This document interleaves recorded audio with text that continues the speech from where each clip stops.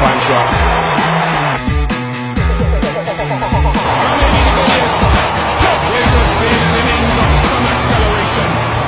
I'm Villiers, and welcome to Cricket Yard.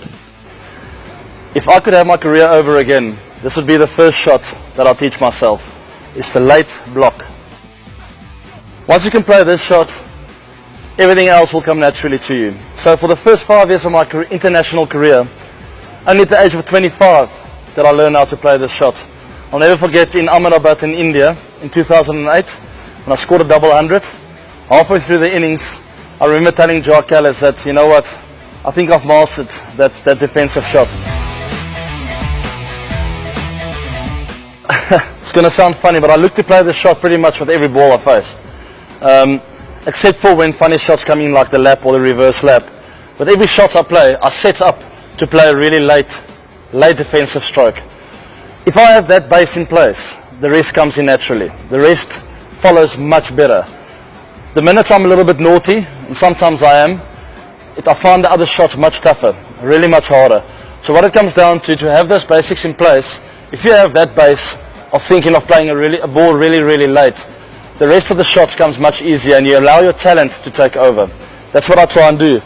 I try and really get into position, let my hands drop, get that back lift back nice and high as the ball is released in order for me to play a really good late defensive block.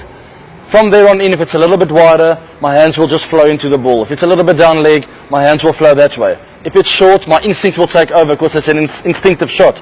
My instinct will take over and I'll play the hook shot or the cut shot. I don't have a defensive mindset when I do it. All I know is that is my best chance of getting into a really good position for my other strokes. And if it's a really good ball, I will sort of succumb to the bowler and say, listen, well bowled, I'm going to do the late shot. And I might still get off strike if it runs down to third man, if you play it really well.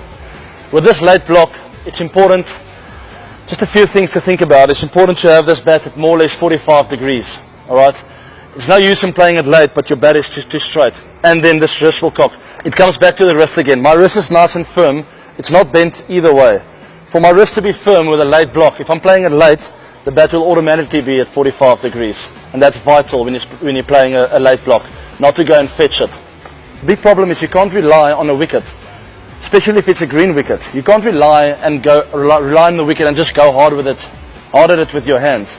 You got to allow it to come to you, and from there on your instincts will take over. So that's why I allow the ball to come to me, and that's why I want to play the late block shot, because I know that it makes my other shots so much better.